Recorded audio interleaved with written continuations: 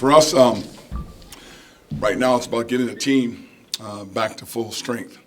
It would have been nice to have Josh out on the floor, getting a Valentine back, particularly with the way he played, because he makes such a big difference in the game. And not having that automatic double-double on the floor, that's a big clog for us because not only does it knock you out of whack in terms of your ability to score and rebound, but just your swag, your confidence, if you want to call it, it's different. It's almost like the UCLA game where Ike and Josh didn't play well, and you had a bunch of guys trying to figure out what they need to do when their two leaders aren't out on the floor. Well, not having Josh hurt us tonight, but I was happy the way Val responded. I don't know Josh's status yet. I won't know more about that until Monday. Connor's getting x-rays. I'll know more on that later on today. And then Junior's groin made it through the game. We need to get him back healthy as well, too. With Josh being the main scorer and Ike kind of being that next guy, I guess I was kind of surprised that Ike wasn't playing more minutes than I think the 28. What was kind of the reasoning behind that? I thought he was out of whack. He wasn't getting a lot of things done on the floor, and we're trying to get guys in the game, get more energy. And sometimes when you lose your running mate like that, that tends to happen. You tend to press a little bit, tend to exert a lot of energy. But he was not, in 28 minutes, there was not a lot getting done on the floor. So you try to find different ways to get things done, and that's why. But 28 minutes is still a lot of minutes for him. Was Charles's assertiveness what you wanted to see in that search for a third guy? Yeah, I didn't know it would be Charles. I mean, quite frankly, the spot that I've been searching for is that 3 spot, because Charles actually played pretty good at the point guard spot, but it sure is nice to have another scorer on the floor. His game, Valentine's game, when we can get back healthy again, there's some good things that I see brewing when we can get everybody back at the same time. There's been a number of games now where the other team has attempted significantly more free throws. Is that indicative, do you think, of not attacking the basket enough, not moving quickly enough on defense, or a style thing? What do you see there? Probably a combination of all of those things. I would say everything you just talked about. I mean, it's indicative of how we play. It's indicative of not pounding that ball inside enough, not attacking the boards enough.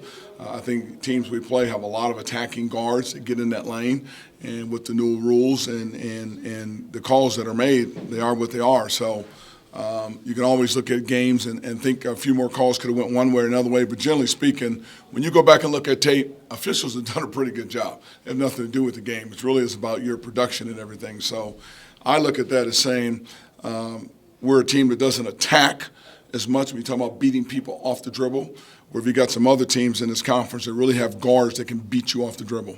Do you think teams, particularly young teams that have a lot of players that are learning how to play Pac-12 defense early in the season, can they develop a reputation that hurts them later in the season with officials? No. Officials don't look at games that way. So they call the game the way the game's supposed to be called. So it really is not them develop any kind of reputation at all. I think you might find that officials may understand style of play by certain teams, and that's just knowledge on their part. But in terms of affecting a game with guys in their way they're doing things, that has nothing to do with it. When you look at where ASU was in the conference standings, where you guys are, and then your upcoming schedule with only 2 home games, did you really pencil this one in as a must-win game moving forward?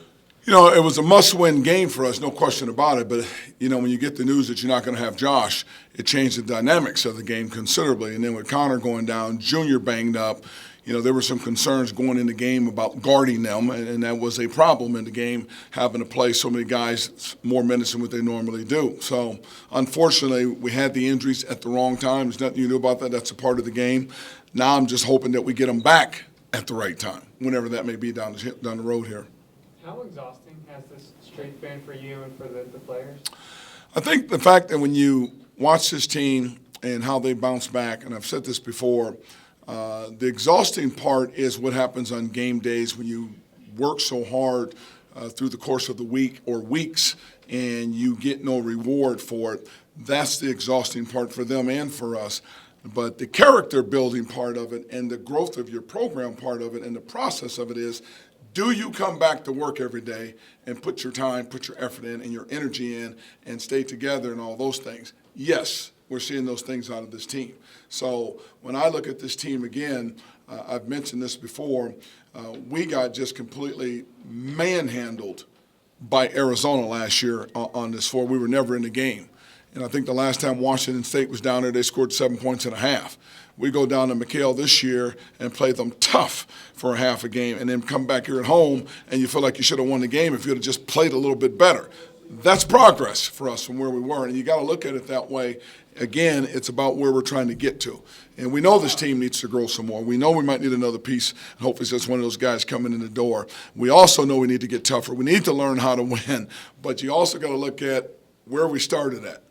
And we've been on the job here less than 2 years, and we're moving the program forward. We feel like we've got a lot accomplished, but we've got a lot more we need to get done, and we're well aware of that.